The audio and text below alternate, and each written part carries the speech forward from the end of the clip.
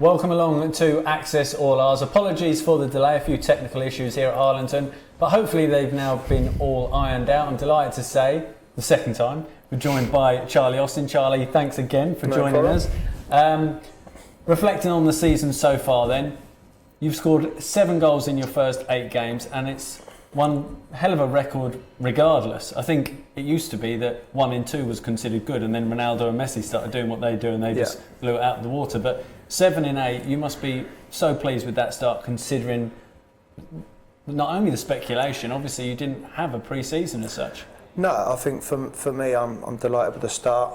Like I said, to score 7 and 8 and help the team really. We got 12 points. It's a good start for us.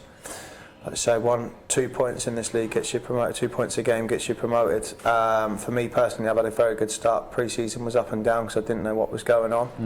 But I'm glad now that's all out of the way and I can just concentrate on my football. Did you feel in those first few games that you weren't quite fit enough? Yeah, of course. I think with pre-season you have to be at it from day one, because if you have a mixed pre-season it is hard to get yourself going.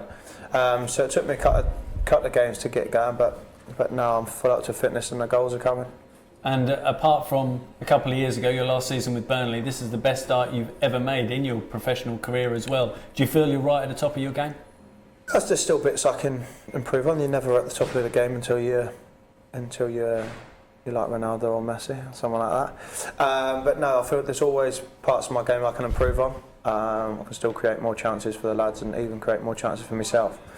So that's always something that I'm working on, but my goal tally is very good at the moment and I hope to carry that on. And aside from your goal tally, people always talk about your goals, and rightly so, getting 7 in 8. But if you look at the other goals that QPR have scored, you've also been heavily involved in setting them up as well. You look at both goals that Giron Cherry got against Rotherham, you were involved in both of those. Is that a part of your game you're working on, that link-up play? Yeah, of course. I think Chris wants to play a one man up front, and I think that's what you need to do with the 3 in behind you, Matty on the right, Cherry left, and obviously Mass in the number 10.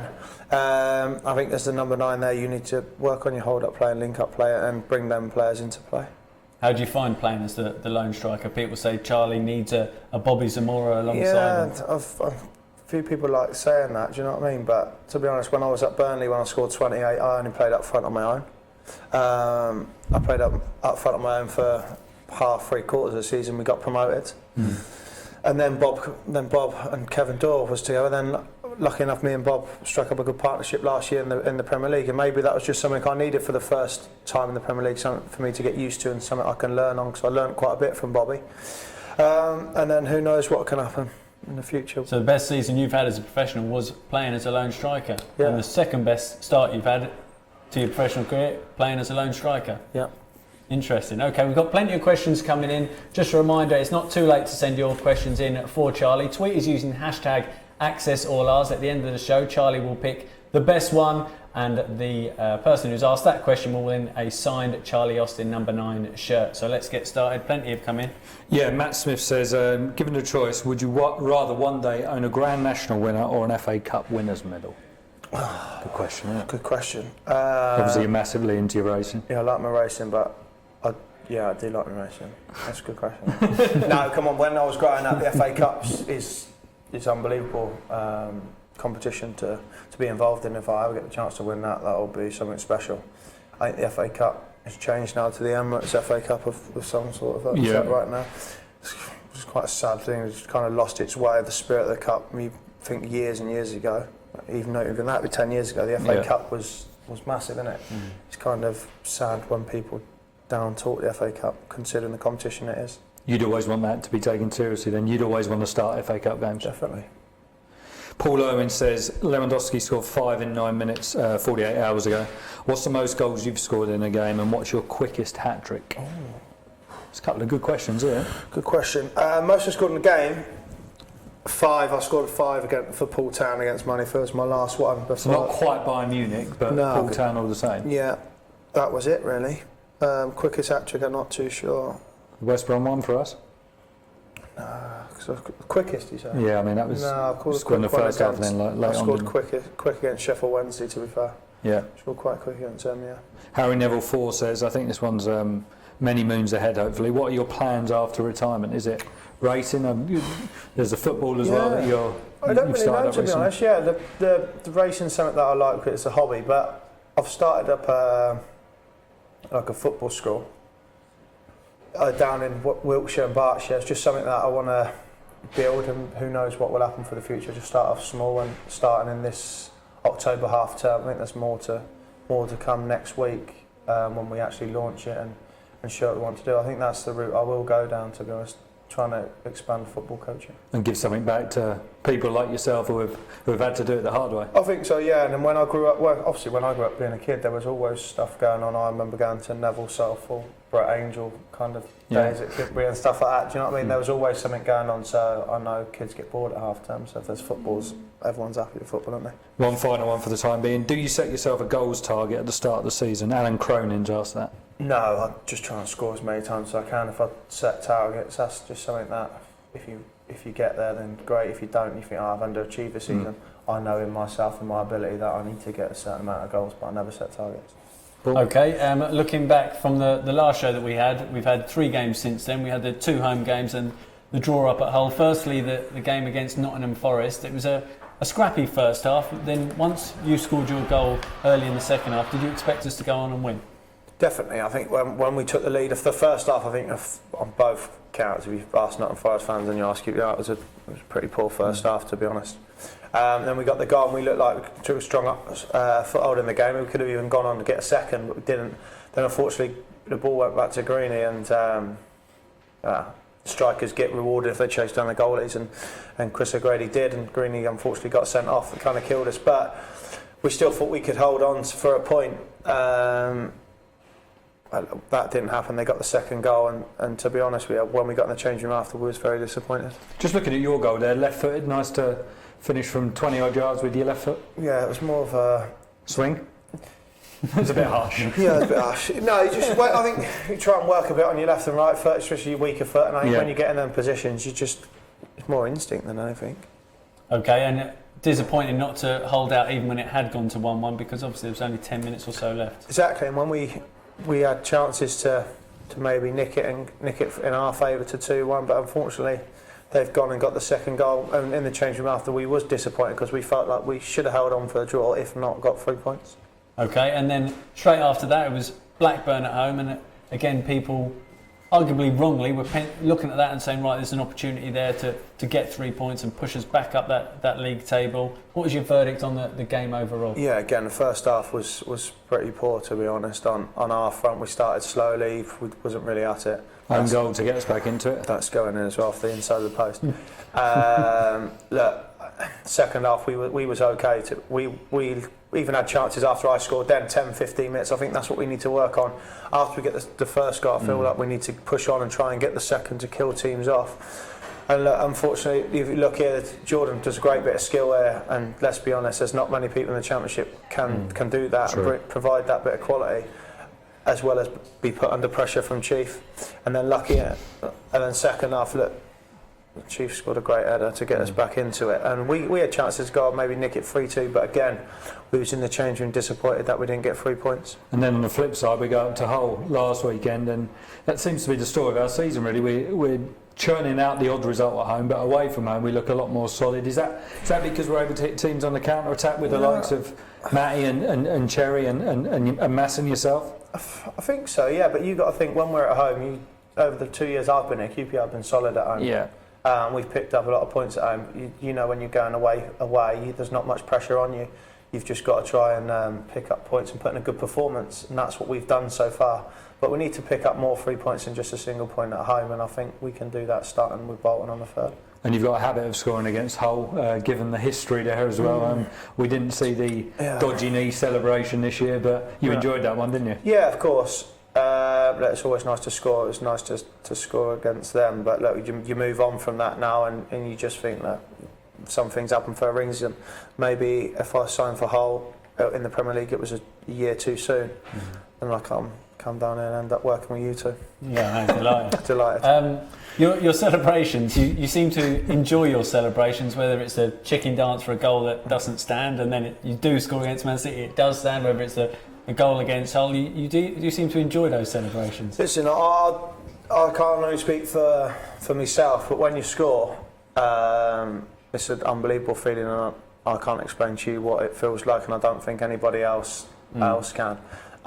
It's a brilliant. It is a brilliant feeling. But you haven't nailed down you haven't got a trademark, have you? No, not really. Just because I saw the salute. Was it at Blackburn? You did the salute. Yeah, that was just more of a changing room thing. Okay. So, a little change room. We won't thing. dwell on that. No, it's a changing thing.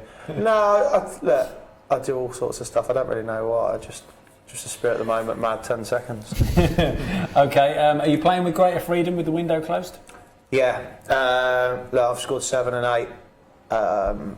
Windows shut now. I'm not having the same old questions. Are you looking to leave? Are your mind elsewhere, etc., etc.? No, I was quite surprised I kept getting that question, to be honest, because I'd scored 4 goals. I was a top scorer in the championship, so I didn't need to.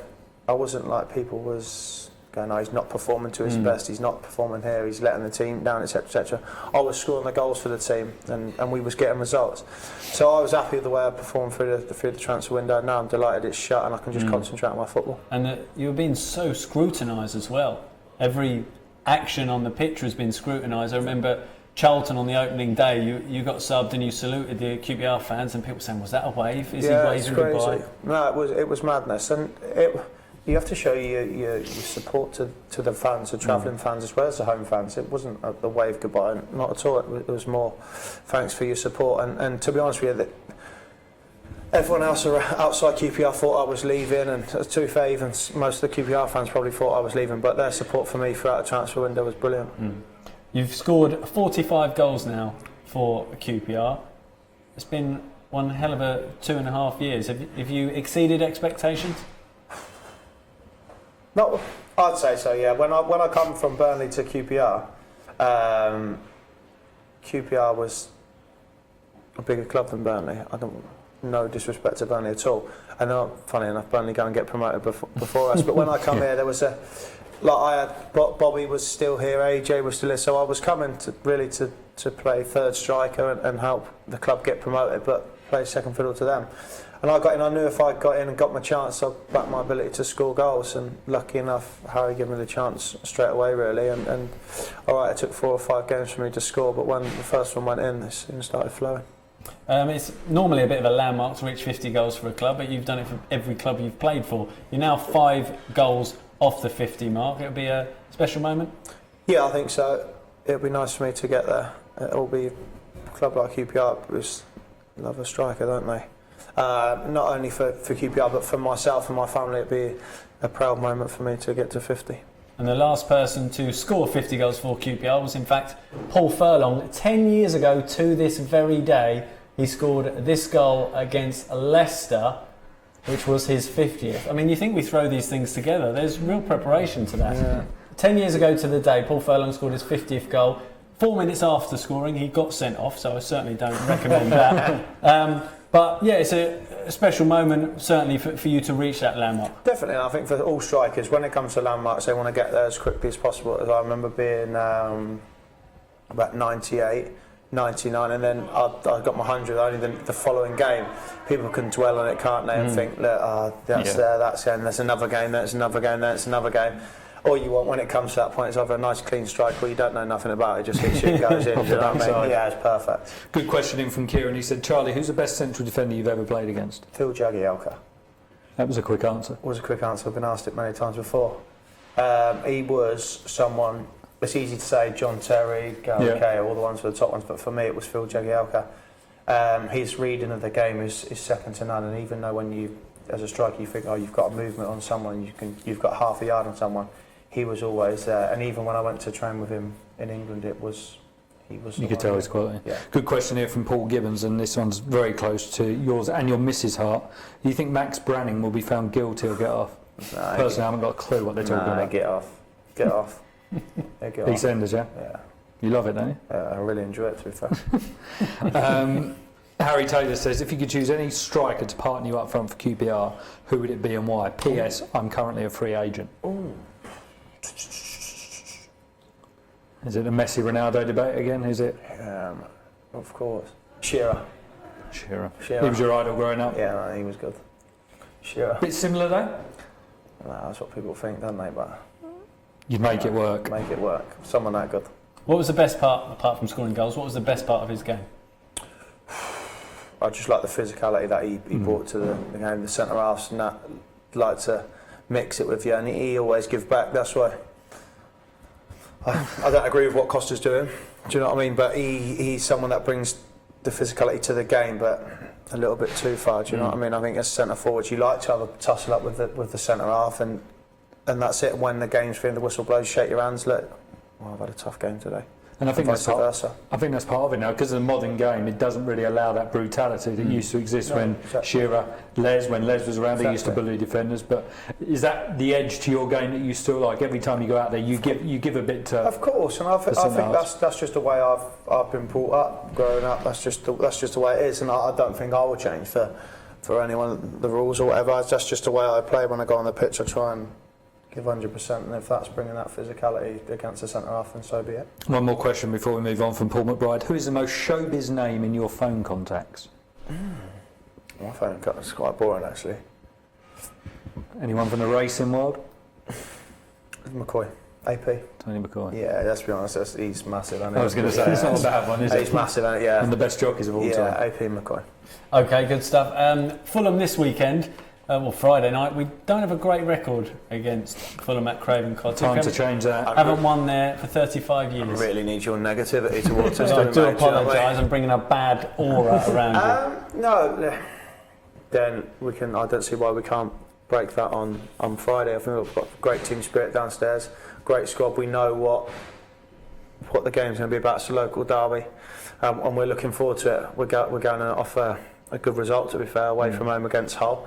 So we go there at Craven Cottage and try and get 3 points. Is it extra special that it's a derby, that it's under the lights, 4,000 travelling QPR fans? Of course, I think so, and everyone wants to play in derbies, don't they? Because there's something special about them. But when you're the away team and your fans come, and like we've sold out the capacity, right? If they're going to be right up for it and right behind us, so it's going to be a great atmosphere there. Okay, and you'll be home by 10:30, 11 o'clock, which is always a bonus. That is a bonus, yeah, but it'll only be a bonus if you got 3 points on the way home, mate. Very much so. Another question from Thomas Fabry. He asked, do you think you can get into the Euro 2016 England squad if you score more than 20 goals at QPR this season? No. I feel like you've got to be in the Premier League. I honestly do. But then you've got to think there's Daniel Sturridge, Wayne Rooney, Harry Kane, Danny Welbeck to come back. Jamie Vardy's doing very well. I think it'd be very tough for me to get in the England squad for the Euros. However, that's not going to affect me trying to score as many goals as I can for QPR. I was going to say, you won't give up on that until... No, of course not. But until the squad's in. I'm here to score as many goals as I can, help QPR get promoted. Question from Paul Finney, very tongue-in-cheek this one. He said, did you like your wedding flowers? I actually see that last night as well. I was going for it. I didn't do. Thank you very much. Of the people have spoken about the players that didn't leave the club in the window, but also it's worth noting a lot of excellent players were brought in as well.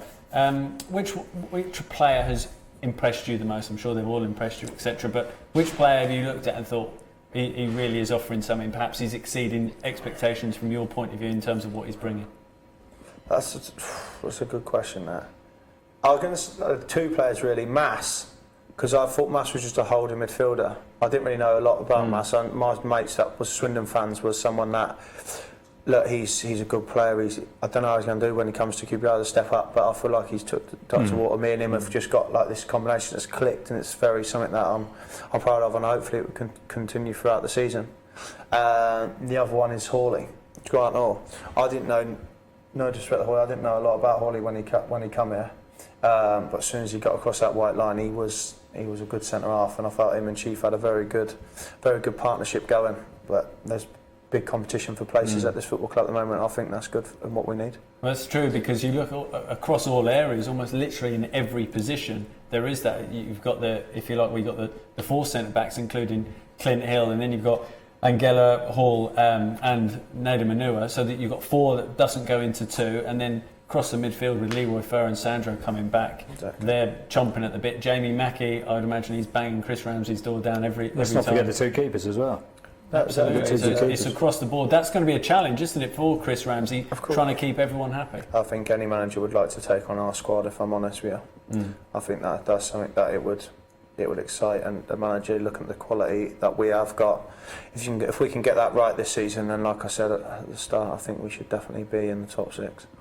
Is that minimum requirement as far as you're concerned? I think so. Like I said before in an interview, I don't think that QPR. I don't know what QPR's aim was when the transfer window was open, because they didn't know who was coming in, who was going. But now it's shut, and you look at the squad we've got. I think if we don't make the top 6, then it's a disappointing season. Okay, what's the verdict within the dressing room of 12 points from 8 games? Yeah, we know that we could maybe have a couple more. Like I say, Nottingham Forest, Blackburn at home, even Charlton, the first game of the season. Was even Cardiff 2-0. Cardiff 2-0. So we have thrown points away, but look, the lads are saying, look, it's a good start. We're top half of the table. We're 8th, 9th. We're still in the mix. Apart from Brighton, that's gone and got 20 points so far. I feel like we've had a good start. We could maybe have 4, maybe 5 more points, but we're in and around the mix, and everyone knows in the Championship, you string a run together, you can be right up there. Anyone can beat anyone in this league, and with the squad we've got, we're going to be certainly in and around it. Keep your questions coming in to win this signed Charlie Austin shirt. We've got a good one from Ben Barber. He said, who's the best free kick taker you've ever played with?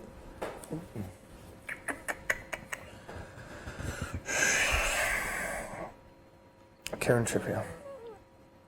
When in your time at Burnley? Yeah, he had the Ronaldo. Well, the whip. Yeah, but there's no getting away from it. Every day for about 40 minutes after training, he had 2 bags of balls out there. Really? Practicing, yeah. He was definitely the one. Yeah, best free kick taker, yeah. Edward Heritage said, out of the 113 professional goals you've scored, is there one that stands out and why? Ideally a QPR one, if you don't mind. Yeah. I like that he's done his research. 113 goals, he's done his research. You've done well there. Yeah, I like the. Do you know what? I like the one against. It's easy to say the one against Charlton, Yeah. and it's easy to say the one against Southampton. The second goal against Aston Villa, when I ran across the front post from Vargas crossed it in, I scored. Yeah, that one. One final one from me. Do you believe in the curse of Sky? Nick says the players certainly often seem to play worse in front of their cameras. Is it nerves? I think QPR's recent record on Sky leaves a little bit to be desired. Yeah, but no, there's no nerves. It is what it is, ain't it? Do you know what I mean? You go out there, you give your best every time you go across that white line. Doesn't matter if there's millions of people watching on Sky or there's a few people watching in the stadium. It doesn't matter. Just unfortunately, our record's not very good. Is it in your mind that it's on live on Sky? I remember, not so much now, but certainly a few years ago when we had a live game coming up in the Championship, suddenly new haircuts were turning up in the days leading up to it. Well, I'm going for one actually this afternoon. So yes, it does. Is the answer. Look, it is what it is. The lads prepare for the game may be slightly different. I don't really know. I'm going for an haircut, so it doesn't matter. It's like for me. But no, the record is maybe not too good. Hopefully we can put that right Friday.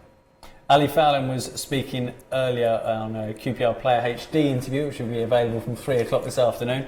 He was speaking about head tennis. He said he's almost brought it back. He said it back in 2010-11 when we got promoted under Neil Warnock. QPR were always playing it. He said then we haven't. He said, and we've looked to bring that back. It adds a bit of camaraderie, and I know you're heavily involved in that. It takes place down in the tunnel area before training. Do you enjoy those battles? Yeah, I only play against Al. It is a bit of fun. You get a sweat on before training, etc., etc. But he was brought up playing like that, wasn't he? Do you know what I mean? In the streets, like he does. That's what I always tell him. He's some footballer out, and I see a very good article on him in the Football League paper. Was it yesterday or the day before? Yeah. And like I said, I think I just put this true fighter, and that just shows. It does show the man he is. He's come back from 3 massive injuries. And he's out there fighting every day to stay fit and perform to the quality that he's got. How good is he? Because I think you might have seen Sean Derry commented on that article and said one of the best he's played with. Joey said that he's the best midfield partner he's had. Very good. I just wish I was here the season he got promoted when he won Player of the Year to actually real play with him and when he was at the heights of his game. But now look, he brings quality to the team, and I do feel that. For the Forest game and the Blackburn game, no disrespect to Dan at all, but them two kind of bring Dan's trying to get used to the system we play. Ali brings something different, and it showed that against Hull on Saturday. Do you feel he's key to the, like you say, Daniel Terzia's coming in, he's learning the formation, etc. Do you think Ali Fallon is key to that formation almost working, if you like. Yeah, because he kind of, if you like, pulls the strings. You can always give Ali the ball and trust him with it. Do you know what I mean? If he can make something happen, or when we're under pressure, you can give him the ball, and he just feels relaxed on it, which it gives everybody a sigh of relief, because that's what you need in a centre midfielder. Okay, keep your questions coming in. Hashtag access all ours. The best question, as chosen by Charlie, will win a signed Charlie Austin shirt. Still plenty of questions have come in, Ian. Yeah, just had one in from Chris Checkley. I think he must have seen you there. Did you enjoy Jamie T at Reading earlier this year? I don't know if he was on when I was there, was he? All right, well, he's made that one up then. Shirt's not going in that direction. No. Hi Charlie, have you found your motivation of football has changed since your professional career? That's from Darren Hicks. Motivation? No, I've always been motivated to play. I think when you're everyone, I actually played in a golf day the other Sunday, and the person that said to me, look, Charlie, keep going what you're doing. Look, we've all tried around here. Everyone wanted to be a footballer, and you're the one that succeeded. So good luck and carry on what you're doing. And I feel like I've always been motivated to play professional. As soon as I turned professional footballer, that was it. I didn't want to let it go. I've been motivated every time I come in every day to train. And I feel when you're a kid or any male out there wanting to be a footballer, they definitely give it everything they got. And unfortunately, they didn't make it. That's pretty much all we've got for now. Okay, do you feel you've made it now? Not this show, but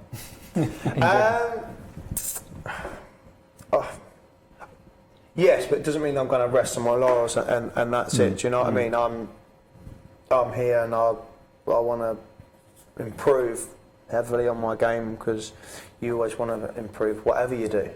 To say I've made it, I'd like to say yes, but there's still more.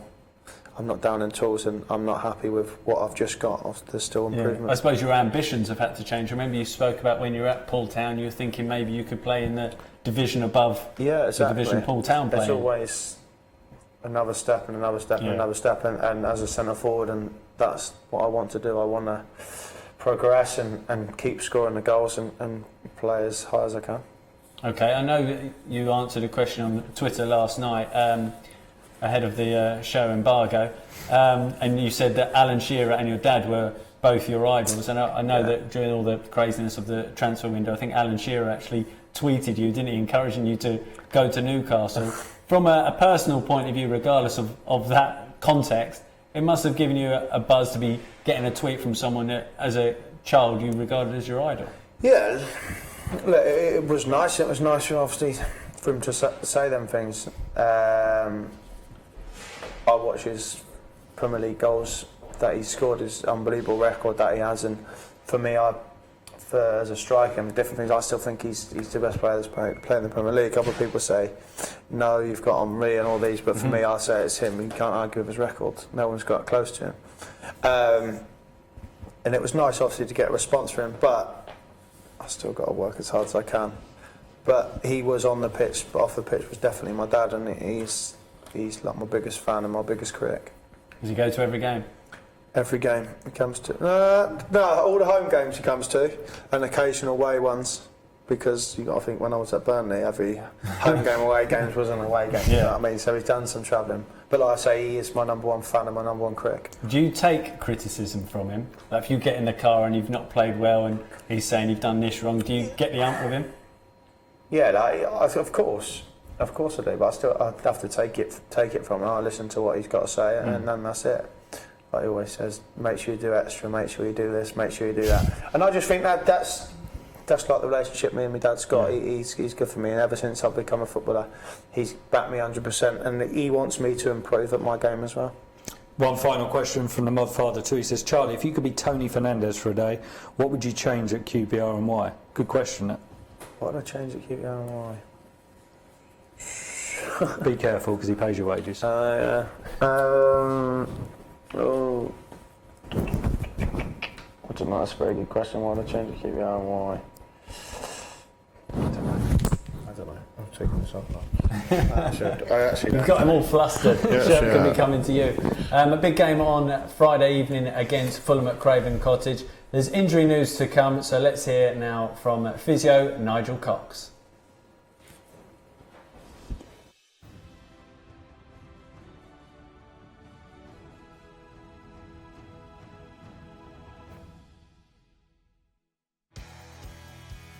Yeah, Armand Traore, he's just picked up a little bit of a calf strain. It's not too much at all in training, but yeah, he's having rehabilitation for that now. A couple of weeks, we'd expect him to be back into training. He picked up a little bit of a hip flexor strain again in training. He's been out a couple of weeks now, but you know, progressing really well in his rehab. He's been doing function this week, and hopefully we'll assess him in the morning, but we're hoping that he'll train with the squad tomorrow. Yeah, Seb's been going really well with his hamstring. It looked pretty bad at the very outset, but it's progressed really well in rehabilitation, and he's gone well the last couple of weeks running and function outdoors. And yeah, so he'll be back in with the squad training tomorrow as well. It was really a question of getting Sandro back into the fold, assessing his condition. He's unfortunately been training pretty much on his own over in Brazil, and so he's been playing catch up, obviously from missing pre-season, but gone really well. Been involved in a few of the EDS games now as well, and also one yesterday for an hour. So yeah, he's there or thereabouts. I think the last time I spoke to you, I'd probably been over to Holland and had an assessment by the national people there. They were in agreement with everything that we were doing and the way that we felt about it, so they were all happy. So he's come back, kicked on with his rehabilitation, and again gone really well. And in fact, he played 60 minutes yesterday with the EDS, so we're all delighted with that, and that puts him back in with the squad as well. Jack's become part of the medical department. I think he's been a new contract, but yeah, no, a great lad to have around the medical department, I must say, and he's going really well. We're loading him massively now and pushing him right on, and yeah, he feels a few little aches and pains, but nothing that we don't expect. But yeah, we've got him on the Ultra-G, which is an offloaded treadmill that we utilise. Leading, he's close to being out on the grass and running, and that will be a big turning point for him.